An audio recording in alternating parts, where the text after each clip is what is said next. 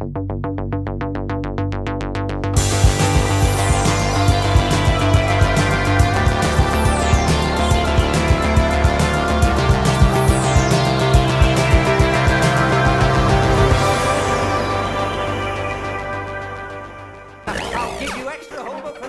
to another Down the Rabbit Hole video. Just wanted to do a little public service announcement for this game, Pixel Ripped 1989. It just came out for PlayStation VR, and everybody by now knows the routine. You're distracting the teacher and then playing this little Game Boy game. That's awesome. And here we are later on another level where you're kind of out in the school ground. That's great. But one concern I had for the game is that I heard maybe the handheld was a little challenging, like MegaMan level, and a few folks advised me, no, don't worry, it's not quite that bad, including Bangkok Ian. Thank you very much, Ian.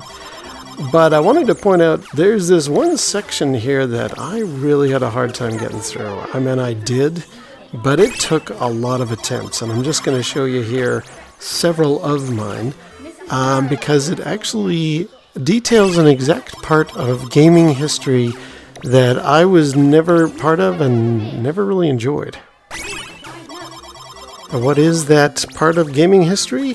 The really, really hard platformer, which typically were characterized by these levels where blocks appear and disappear, and you gotta time it just right so that you get to each part of the block and then get further than I'm doing here. Now I understand this kind of necessity. We're talking NES era or Sega Master System or the original Game Boy. A lot of games were kind of, okay, we've got limited hardware, we can't give sprawling epic adventure games, so let's make these really, really challenging platforms you have to jump on and things in order to get further along in the game.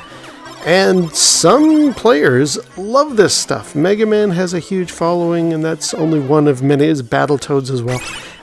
There are many fans of this type of really, really, really hard platformer out there. But I gotta admit, I'm not them. I was sitting here at this section of the game just banging my head like, oh my god, I don't think I can do this. However, I did get through it eventually, only to find I'm on the last level now, and it's like this. It's really, really hard, very, very specific timing, and I just end up dying all the time. However, the great thing with Pixel Ripped is it is a great love letter to that era of gaming, and as such, I knew going in, this is what I'm getting myself in for, and it's a really good game. I highly recommend Pixel Ripped. A lot of people have been, so I'm by no means saying anything new here.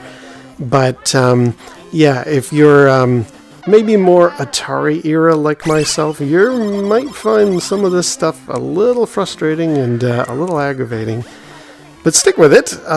After this, you get a lot of really neat sections, and you do some interactions with the kids that are fun. That's great. And on that very subject, there is a little Battletoads kind of tribute right here in the game. Oh, the teacher's coming, so I better distract her. Really love the combination of sort of real world and little pixelated world.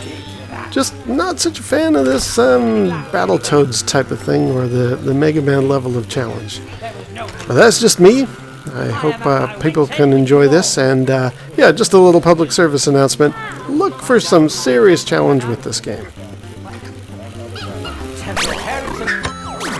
But despite the challenge level, I do really like this game, and I'm more than happy to have bought it.